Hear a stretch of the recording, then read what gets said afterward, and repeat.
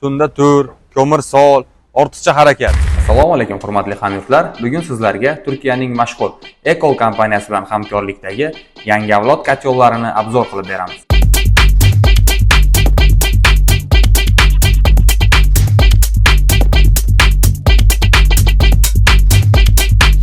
Turkiyaning mashhur Ekol kompaniyasi bilan hamkorlikdagi Yevropa standartlariga javob beradigan to'liq avtomatlashgan kotyolimiz.